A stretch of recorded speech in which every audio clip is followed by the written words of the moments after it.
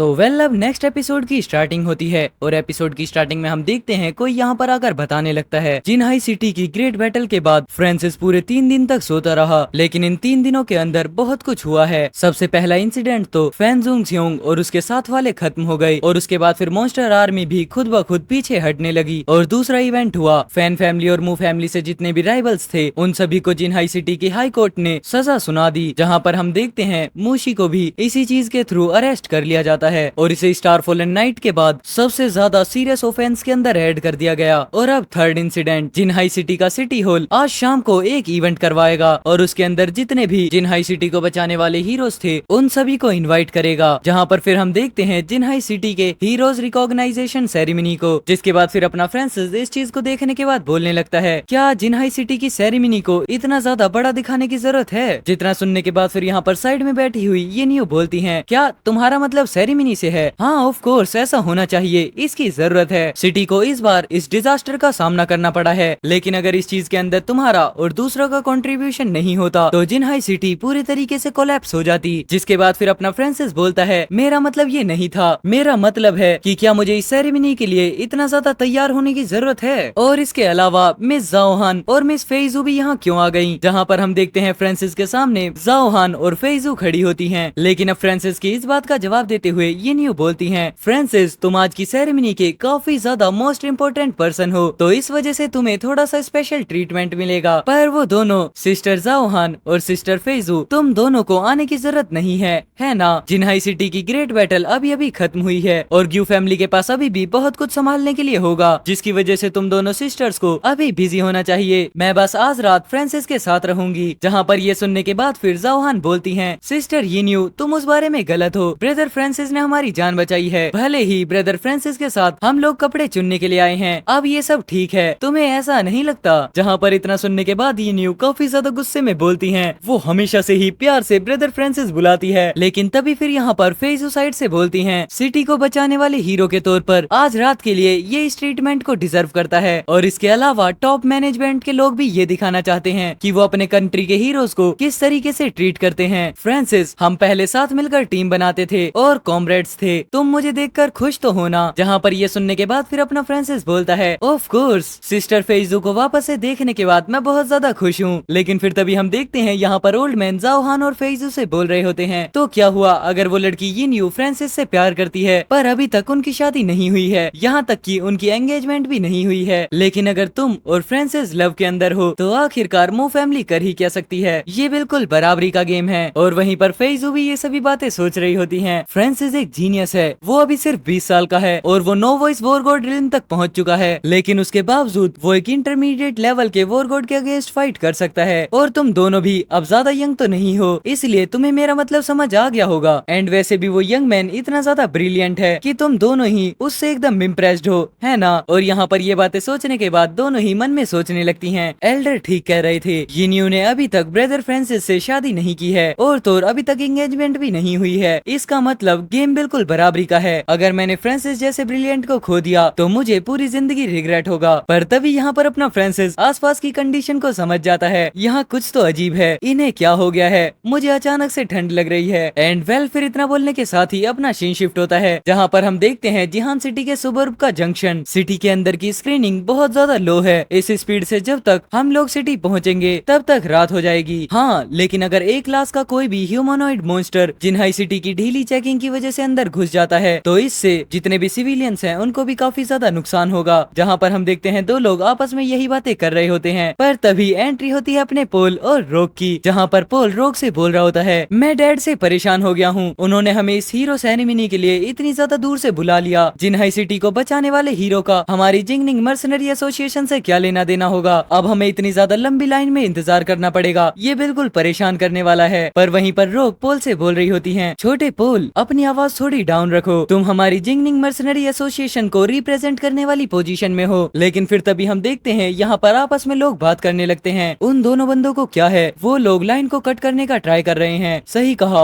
हम इतनी देर से लाइन में खड़े हुए हैं और वो लोग आकर लाइन को कट करने का सोच रहे हैं। जिस चीज को सुनने के बाद यहाँ पर रोक भी पीछे पलट कर देखती है। ये तो वो ही है। जहाँ पर हमें बताया जाता है इनमें से एक होता है जाओ वू और दूसरी होती है याओ यी। जिसके बाद याओ यहाँ पर रोक को देखने के बाद हाथ हिलाते हुए बोलती है, है, सिस्टर रोग आप भी जिनहाई सिटी के लिए यहाँ हैं। याओ ये मैंने भी ये एक्सपेक्ट नहीं किया था कि तुम भी यहाँ पर आओगी, ये तो बिल्कुल कोइंसिडेंस है। लेकिन फिर तभी हम देखते हैं अचानक से ही जियाओ रोग के सामने आकर काफी ज्यादा कूल लुक में बोलने लगता है, रू रू हम काफी ज्यादा टाइम से मिले नहीं हैं, तुम तो अब और भी ज्यादा प्रीटी होती जा रही हो। जहाँ पर इतना सुनने के बाद अपने पोल को काफी ज्यादा गुस्सा आने लगता है। ठीक है हम लोग याओ ये से मिल गए जो कि एक दिखावा करने वाली औरत है, पर ये परेशान करने वाला आदमी जियाओ वो साथ कैसे आ गया? और अभी अभी इस जियाओ ने सिस्टर रू को रू कहा। क्या वो सिस्टर रू को बहुत अच्छे से जानता है जिस तरीके से उसने इतने ज्यादा प्यार से रू को बुलाया था? पर फिर तभी हम देखते हैं यहाँ पर जियाओ पोल को देखते हुए बोलता है, ओह ये तो पोल है ना, माफ करना मैंने तुम्हें देखा नहीं, काफी टाइम हो गया हम लोग मिले नहीं, लगता है तुम्हारी हाइट अभी भी उतनी ही है। जहाँ पर इतना सुनने के बाद अपने पोल को काफी ज्यादा गुस्सा आने लगता है। डैम इट जाओ इस बंदे के मुंह से सिंगल वर्ड भी अच्छा नहीं निकलता, मैं अभी बड़ा नहीं हुआ हूँ तो जाहिर सी बात है कि मेरी हाइट अभी उतनी ही होनी चाहिए। अगर ये बात नहीं होती कि मैं यहाँ पर जिनहाई मर्सनरी एसोसिएशन को रिप्रेजेंट ना कर रहा होता तो मैं जरूर से इस बदतमीज को कोई ना कोई लेसन सिखाता। लेकिन फिर तभी हम देखते हैं यहाँ पर याओ ये आगे बढ़ते हुए बोलती है, सिस्टर यू जाओ का कजन जिनहाई सिटी के गार्ड के तौर पर एक काफी अच्छी पोजीशन पर है एंड इसका कजन हमारे साथ है, तो हम बिना लाइन के सीधा सिटी के अंदर जा सकते हैं, तुम लोग भी हमारे साथ आ जाओ। जहाँ इतना सुनने के बाद फिर रोक बोलती है, नहीं ये ठीक नहीं है, इस चीज की बिल्कुल भी जरूरत नहीं है। लेकिन फिर तभी हम देखते हैं यहाँ पर जियाओ की नजर किसी पर पड़ती है एंड फिर तभी वहाँ से एक गार्ड आने लगता है, जिसे देखने के बाद जियाओ हाथ हिलाते हुए बोलता है, कजन। और उसके बाद यहाँ पर वो कजन आने के बाद इनसे बातें करने लगता है, चलो चलते हैं मैं तुम्हें सिटी के अंदर ले चलता हूँ, तुम्हारे कुछ दोस्त भी साथ आ सकते हैं। जहाँ पर इतना सुनने के बाद जियाओ अपने कजन को शुक्रिया बोलता है एंड देन फिर वापस से जियाओ घूमते हुए बोलता है, रू चलो चलते हैं मैं तुम्हें सिटी के अंदर ले चलता हूँ। बट वहीं पर हम देखते हैं अपनी रोक को काफी ज्यादा गुस्सा आ रहा होता है, जिसके बाद फिर हम देखते हैं यहाँ पर जियाओ पोल से भी बोलने लगता है, लिटिल पेन तुम भी हमारे साथ आ सकते हो। पर अब यहाँ पर ये सुनने के बाद रोक का पारा काफी ज्यादा हाई हो जाता है और वो चिल्लाते हुए बोलने लगती हैं, आखिरकार ये बास्टर्ड कह क्या रहा है? लेकिन तभी यहाँ पर रोक को रोकते हुए अपना पोल बोलता है, नहीं जियाओ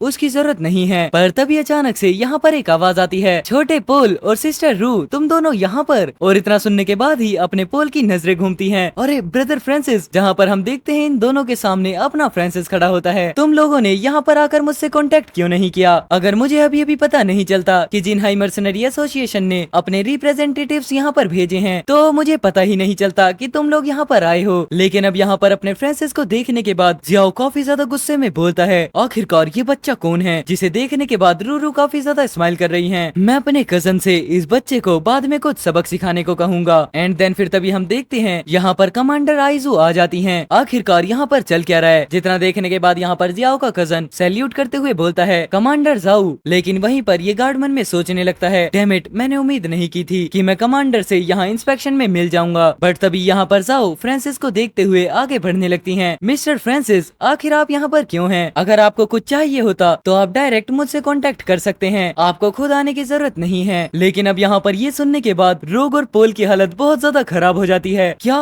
कमांडर जाओ फ्रांसिस से पोलाइटली बात कर रही हैं? एंड तभी पीछे खड़ा हुआ जियाओ भी सोचने लगता है, जिनहाई सिटी मिलिट्री गार्ड के कमांडर के बारे में अफवाहें हैं कि वो बहुत ज्यादा कोल्ड मिलिट्री कमांडर हैं, लेकिन आखिरकार वो इस यंग मैन के साथ इतनी ज्यादा नर्म क्यों हैं? क्या मेरी आंखों में कुछ खराबी है? लेकिन वो जिनहाई सिटी की मिलिट्री गार्ड की कमांडर उस बच्चे को मिस्टर कहकर बुला रही हैं। जहाँ पर साइड में खड़ी हुई याओ ये भी बोलती है, हाँ क्या मुझे भी यहाँ पर वहम हो रहा है? और फिर यहाँ पर इस चीज को सुनने के बाद आसपास के सिटीजन्स भी बहुत ज्यादा शौक हो जाते हैं। जिनहाई सिटी की मिलिट्री गार्ड कमांडर इस यंग मैन के ऊपर काफी ज्यादा पोलाइट जा रही हैं। आखिरकार ये यंग मैन है कौन? लेकिन फिर तभी हम देखते हैं यहाँ पर पोल को, जो कि बोल रहा होता है, डैड ने बताया था कि जिनहाई सिटी की मिलिट्री गार्ड के कमांडर ने इस बैटल के अंदर बहुत बड़ा रोल निभाया था, वो भी जिनहाई सिटी की हीरो हैं। और ये कमांडर आइजाओ इंटरमीडिएट वॉरगॉड रिल्म की पावर हाउस हैं, लेकिन इसके बावजूद वो ब्रदर फ्रांसिस के साथ काफी ज्यादा पोलाइट हैं। क्या ये वही कोल्ड मिलिट्री कमांडर हैं जिनके बारे में डैड ने बताया था? जिस चीज को सुनने के बाद फिर यहाँ पर रोक बोलती है, मुझे नहीं लगता कि ये वही सेम पर्सन है। लेकिन फिर तभी यहाँ पर अचानक से जाओ अपने ओरा को रिलीज करने लगती हैं, जिसे देखने के बाद यहाँ पर पोल की हालत खराब हो जाती है। ओह माय गॉड, ये ओरा तो सच में एक इंटरमीडिएट लेवल के वॉरगॉड का है। हाँ अब तो लगने लगा है ये सच में कमांडर आइजाऊ हैं। जिसके बाद फिर यहाँ पर कमांडर साइड में जाते हुए उस गार्ड से बोलती हैं, अपनी ताकत का गलत इस्तेमाल करने और लाइन को तोड़ने के बारे में तो भूल ही जाओ। तुमने तो मिस्टर फ्रांसिस के दोस्तों को सच में नीचा दिखाया, तुम्हें रूल्स के अकॉर्डिंग अब यहाँ पर पनिशमेंट मिलेगी। जिसके बाद फिर हम देखते हैं यहाँ पर 2 और गार्ड्स आकर जियाओ और जियाओ के कजन को हथकड़ियां लगाने लगते हैं। जिसके बाद यहाँ पर उसका कजन चिल्लाते हुए बोलता है, सब खत्म हो गया,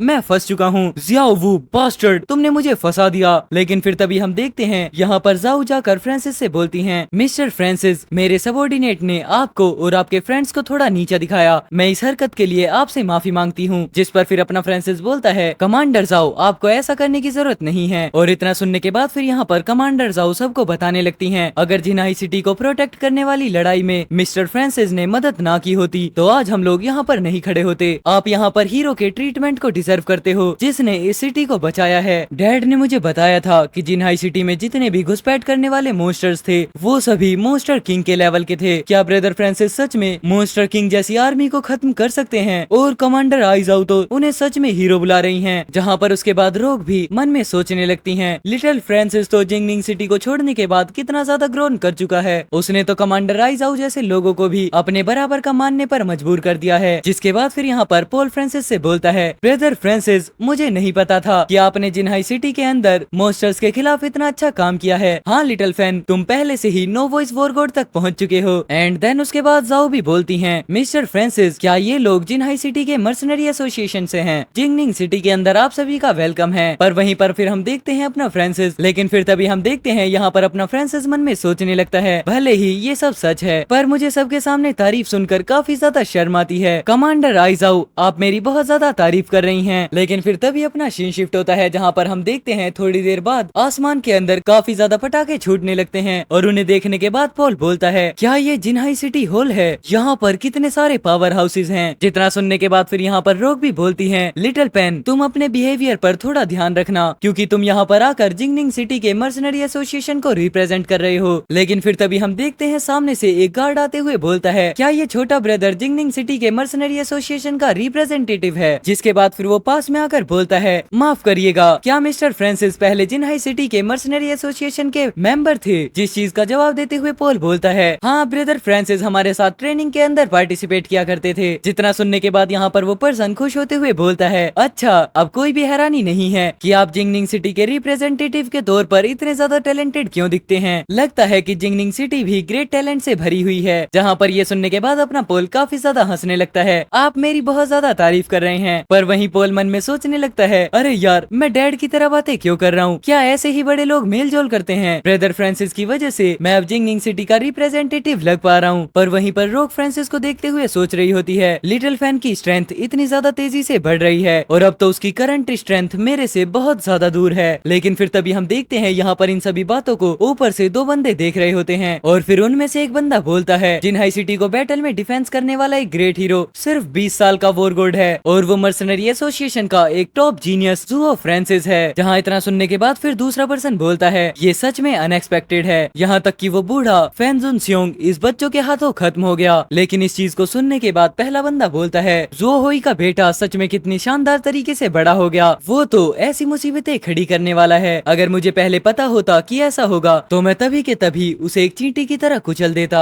एंड देन फिर हमें यहाँ पर बताया जाता है, इस बंदे का नाम सेंग एन है और ये इंपीरियल कैपिटल की 3 मेजर वॉरगोड फैमिलीज का एक पार्ट है और इसका लेवल भी इंटरमीडिएट वॉरगोड होता है। जिसके बाद फिर यहाँ पर साइड में खड़ा हुआ पर्सन बोलता है, इसे खत्म करने के लिए अभी देर नहीं हुई है, लेकिन अब ये लड़का बहुत ज्यादा ग्रो करने लगा है जिसकी वजह से हम इसे डायरेक्टली खत्म नहीं कर सकते। हम नॉर्दर्न आइस फील्ड के रिगार्डिंग स्टारफॉल एलिमेंटल माइंस का यूज यहाँ पर कर सकते हैं। एंड हमें फिर बताया जाता है मास्क वाले पर्सन का नाम जो सिनजैंग होता है और ये किलर ऑर्गेनाइजेशन का लीडर है जिसकी रैंक है पीक इंटरमीडिएट वॉरगोड। एंड देन वापस से फर्स्ट पर्सन अपनी बात को कंटिन्यू करता है, तुम सही कह रहे हो, नॉर्दर्न आइस फील्ड हमारे लिए ट्रबल भी है और ट्रेजर भी। चलो इसके लिए चारा डालते हैं और इसे स्टारफॉल एलिमिनेट माइन की प्रॉब्लम को सोल्व करने के लिए आने देते हैं, जबकि हम लोग थोड़े से फायदे का इंतजार करेंगे। जहाँ पर इतना सुनने के बाद फिर मास्क पर्सन बोलता है, ये तो बिल्कुल एक तीर से दो निशाने जैसा है, फ्रांसिस आ जाओ, अब हमें तुम्हारा इंतजार है। और एंड वेल इतना बोलने के साथ ही यहाँ पर ये वाले एपिसोड्स खत्म होते हैं। आई होप आपने एपिसोड्स को बहुत ज्यादा एंजॉय किया होगा। अगर एंजॉय किया है तो प्लीज वीडियो को लाइक कर देना, चैनल पर नए हो तो चैनल को सब्सक्राइब कर देना। चलो मैं मिलता हूँ आपसे कल, हो सका तो 6 एपिसोड्स वरना 4 एपिसोड के साथ। तब तक के लिए take care, goodbye and जय श्री राम सभी भाइयों को।